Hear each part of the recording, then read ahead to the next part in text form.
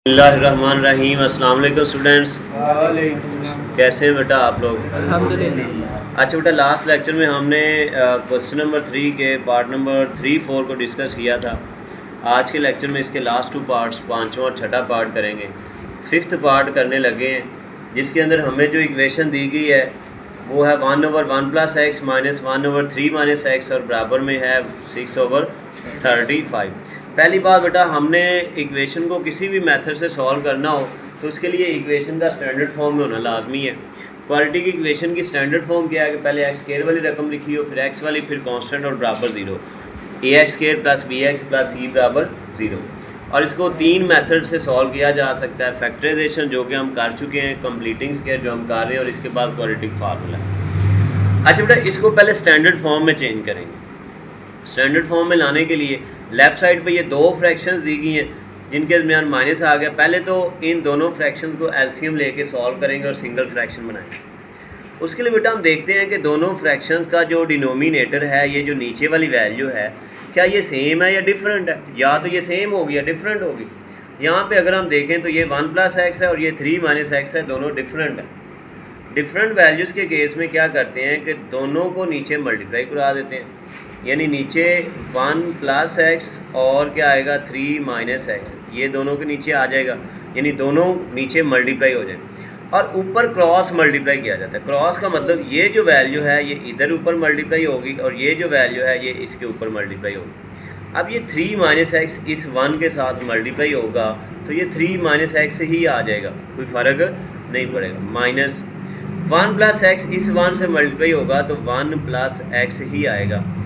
यहाँ ब्रैकेट क्यों लगाई है? क्योंकि बाहर माइनस का साइन है और इसने अंदर वाले साइन चेंज करने हैं, इसलिए यहाँ ब्रैकेट लाजमी लगानी। बराबर क्या आ गया 6/35। अच्छा बेटा, अब ऊपर आ जाएगा हमारे पास 3 - x, ये ब्रैकेट ख़त्म करेंगे तो -1 और ये माइनस प्लस क्या हो जाएगा -x डिवाइडेड बाय, इनको मल्टीप्लाई करेंगे। 1 को 3 से मल्टीप्लाई करेंगे, 3 × 1 = 3। 1 को -x से मल्टीप्लाई करेंगे तो माइनस का x आएगा। फिर प्लस x को 3 से मल्टीप्लाई करेंगे तो प्लस 3x आ जाएगा। और फिर प्लस x को -x से तो प्लस माइनस x, जब x से मल्टीप्लाई होगा तो x स्क्वायर हो जाएगा, x⁻2 हो जाएगी, बराबर 6/35 ऐसे ही आ गया। अच्छा बेटा, ये देखें, अब ये 3 - 1, ये दोनों नंबर है ना, कांस्टेंट नंबर, 3 में से 1 माइनस करेंगे 2 बचेगा। ये -1x और ये भी -1x है, माइनस का 2x हो जाएगा, यानी 2 पर -x हो रहा है। और नीचे अगर देखें तो 3 - x प्लस, ये दोनों लाइक टर्म्स है, यानी दोनों में x आ रहा है और पावर 1 है, तो 3 - 1, ये 1x है, ये 3x है। 3 में से 1 माइनस करेंगे कितना बचेगा 2x, और ये -x² वैसे ही आ जाएगा, बराबर 6/35 भी ऐसे ही आ। अब बेटा ये भी एक सिंगल फ्रैक्शन बन गया, ये भी एक सिंगल फ्रैक्शन बन गया। हमने जो पिछला क्वेश्चन किया था उसमें सेम यही सीन था, लेफ़्ट पे भी सिंगल फ्रैक्शन थी, राइट पे भी सिंगल फ्रैक्शन और दरमियान में इक्वल।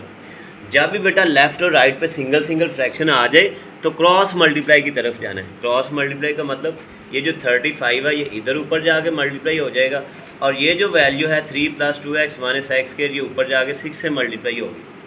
35 मल्टीप्लाई हो जाएगा इधर ऊपर आके 2 - 2x से, और ये वैल्यू सारी जो है ये जाके 6 के साथ मल्टीप्लाई होगी, 3 + 2x - x, राइट। अब बेटा ब्रैकेट्स को सॉल्व करेंगे, 35 को 2 से मल्टीप्लाई करेंगे 35 × 2 = 70 माइनस 35 × 2 = 70 x बराबर 6 × 3 = 18 और 6 × 2 = 12x। फिर 6 को -x² से मल्टीप्लाई करेंगे तो -6x² होगा, यानी ये ब्रैकेट्स को हमने 35 को मल्टीप्लाई करा दिया और 6 को सबसे मल्टीप्लाई करा दिया। अच्छा बेटा, अब हमने देखना है कि x² वाली रकम बड़ी किधर है। जिधर x² वाली रकम बड़ी होगी सबको उस साइड पे इकट्ठा कर लें। तो x² वाली रकम भाई इधर तो x² है ही नहीं, इधर आ रहा है x², बट वो माइनस में आ रहा है, हमें इसको चाहिए पॉजिटिव प्लस में चाहिए ये x² वाली रकम। तो ये प्लस में कैसे होगी? जब हम इसको लेफ़्ट राइट से किधर ले आएंगे, लेफ़्ट पे, यानी इस साइड पे। इन सब को हम इस साइड पे ले आते हैं। इस साइड पे पहले से क्या लिखा हुआ है, इस साइड पे लिखा हुआ है 70 - 70x, ये प्लस का 18 इधर आएगा माइनस का हो जाएगा, ये प्लस का 12 इधर आके माइनस का 12x हो जाएगा, और ये माइनस का 6x² जब इस साइड पे आएगा तो प्लस का 6x² हो जाएगा। अब बराबर में क्या बचेगा? 0। अच्छा बेटा अब सबसे पहले x² वाली रकम देखें कितनी है, एक ही है 6x², इसको लिख लेना। x वाली रकमें ढूंढे कितनी है, 2 है, -70 -12 कितना हो जाएगा? 82 माइनस का 82x। अच्छा कांस्टेंट भी 2 है, 70 -18, 70 में से 18 को माइनस कर देंगे क्या बचेगा? 52 बचेगा। अब बड़ा नंबर प्लस में है, प्लस 70 है ना, बड़े नंबर का साइन आता है तो प्लस का 52 आना है, बराबर क्या है? 0। अच्छा अब यहाँ से हम देखेंगे कुछ कॉमन आ रहा है तो भाई उसको कॉमन कर लेंगे। तो मेरा ख्याल यहाँ से ना 2 कॉमन आ रहा है, 2 को कॉमन कर लेते हैं ताकि ये आसान, या चलें कोई इशू नहीं, स्टैंडर्ड फॉर्म बन गई है ना, पहले x² वाली रकम फिर x वाली फिर कांस्टेंट बराबर 0। अब कंप्लीटिंग स्क्वायर मेथड में सबसे पहला स्टेप क्या था?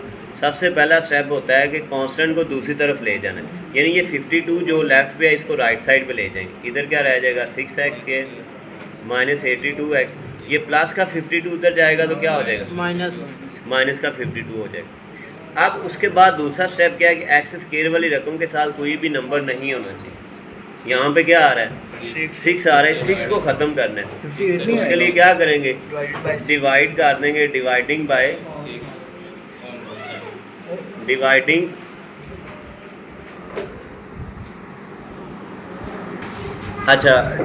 बाय 6 ऑन बोथ साइड, यानी जो भी x² के साथ नंबर होगा उससे डिवाइड कर देना सब।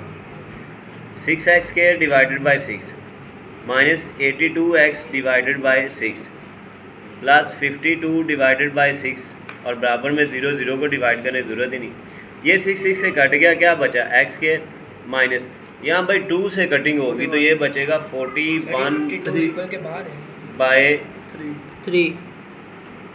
3 बचेगा।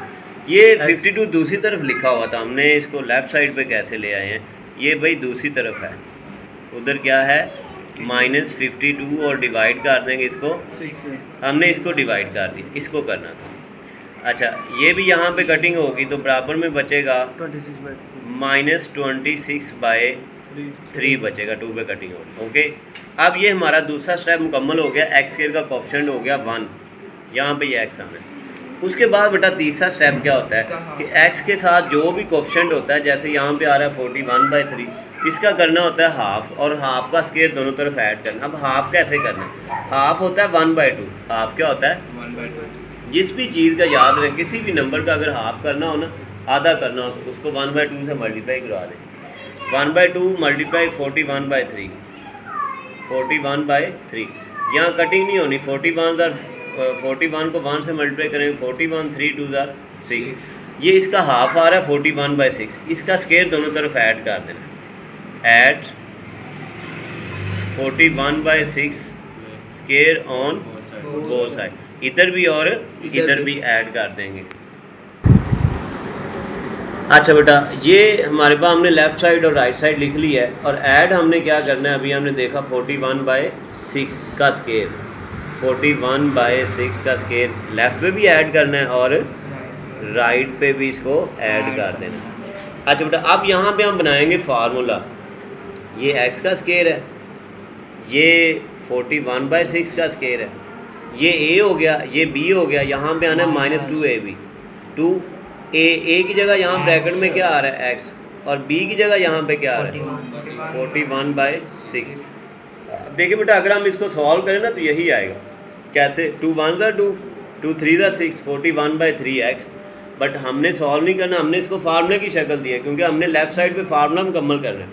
अब ये a² -2ab प्लस b² की शक्ल आ गई है, फॉर्म बन गई है, तो ये किसके इक्वल होगा? a - b whole square. हमारे पास a क्या है? x माइनस b क्या है? 41/6, इस सारे का क्या बन जाएगा? स्क्वायर बराबर। अब राइट साइड को करना होता है सिंप्लीफाई, -26/3 प्लस 168। अच्छा बेटा 41 का स्क्वायर 1681 और 6 का स्क्वायर 36। फिर इन दोनों को ऐसे ही कैलकुलेटर पे लिखना है। ये देखें, ये कैलकुलेटर पे लिखा तो कैलकुलेटर ने आंसर क्या दे दिया? 1369/36। 1369/36। अब बेटा लास्ट पे स्केयर ख़त्म करने के लिए क्या करना होता है? Square taking square root on both side. Square root on both side. Side. ये आएगा square root of x minus 41/6 का स्केयर बराबर स्केयर रूट ऑफ 1369/36।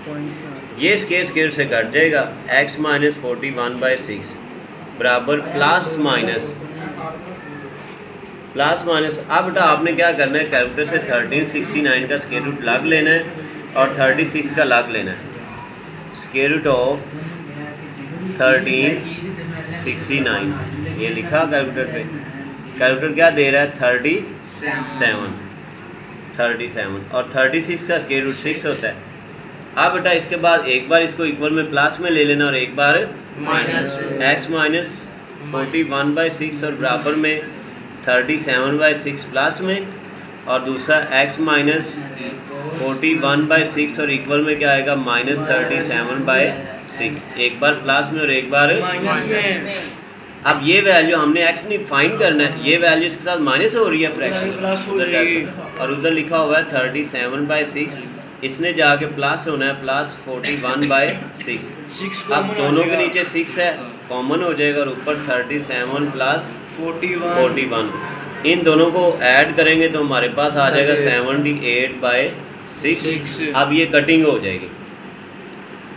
इसको कैलकुलेटर से आप डिवाइड करेंगे तो आपके पास 13 आंसर आ जाएगा। x की वैल्यू 13 आ गई। दूसरी वैल्यू बेटा आप इधर से फाइंड करेंगे। x is equal minus 37/6।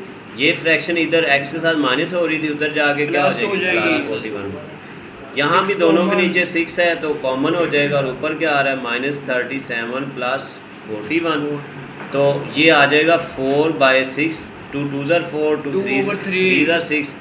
x की वैल्यू 2/3। इन दोनों को क्या करना है? सोल्यूशन सेट में लिख देना है 13 2/3।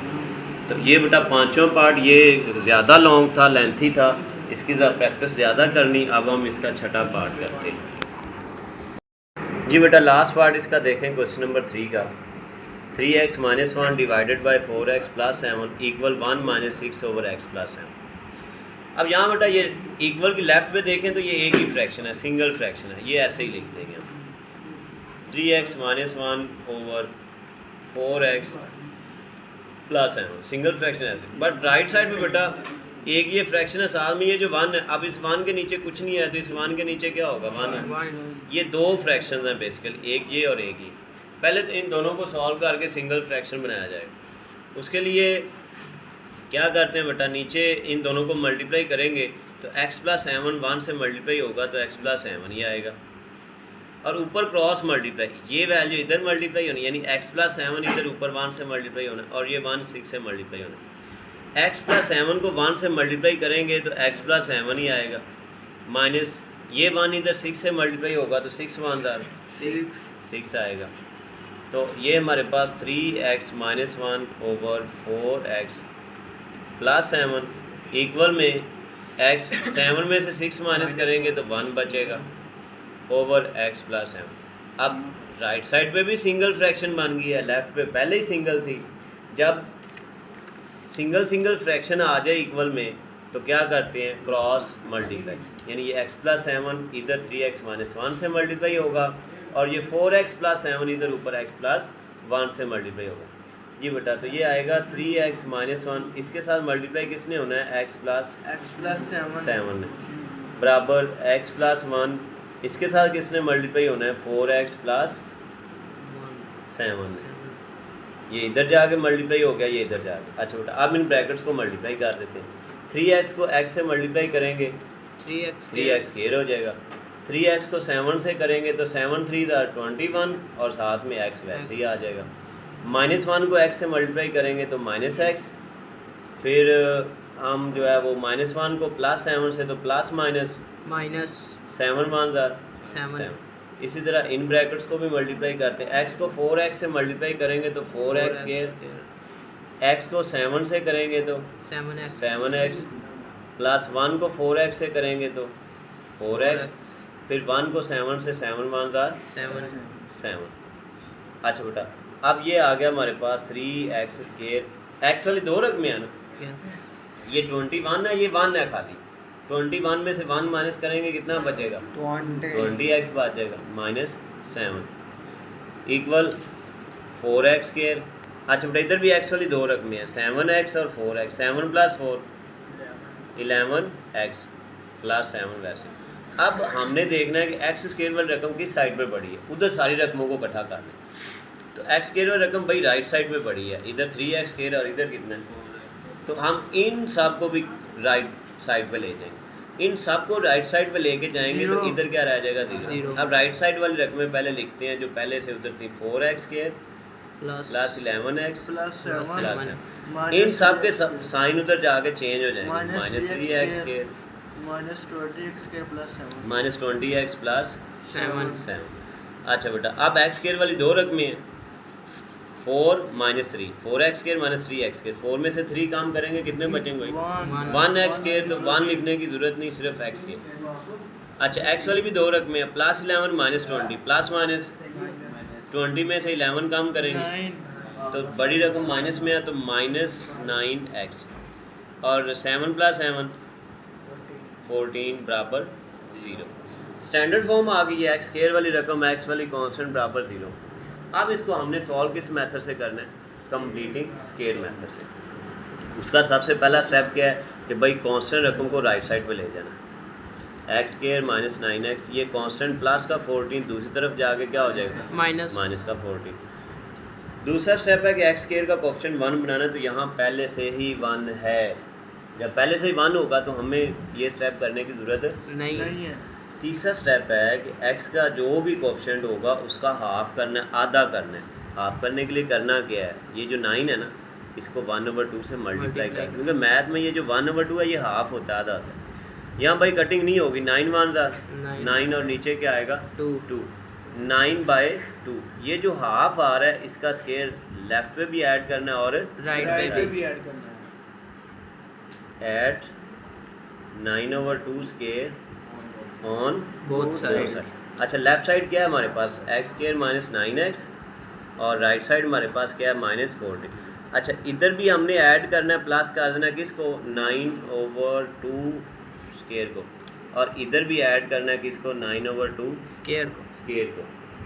अब लेफ्ट पे ना बेटा फार्मूला बन जाएगा, कौन सा, ये हमारे पास a का स्केयर है x स्केयर, यहाँ पे ये b की जगह आ रहा है 9/2 का स्केयर, यहाँ पे आना है -2ab। अब a की जगह x है, ये x a की जगह और b की जगह 9/2 है ब्रैकेट में 9/2। अगर हम इसको सॉल्व करें ना तो यही रकम आएगी, 2 से कट जाएगा 9x। बट हमने सॉल्व नहीं करना, हमने फार्मूला बनाना था। फार्मूला बन गया, कौन सा a square -2ab plus b square किसके बराबर होता है a minus b whole square. a की जगह हमारे पास x आ रहा है, माइनस b की जगह क्या आ रहा है 9/2 का स्केयर।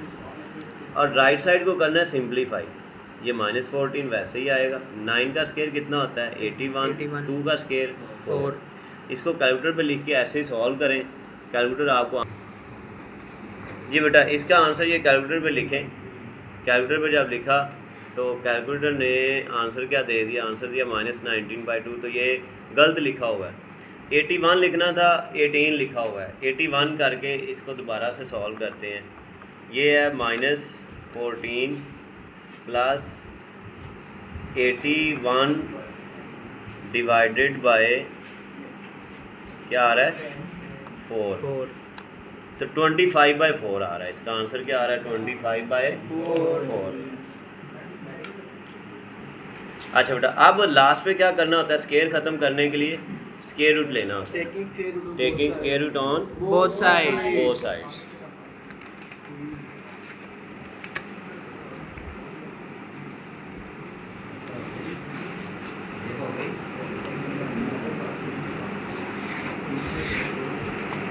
टेकिंग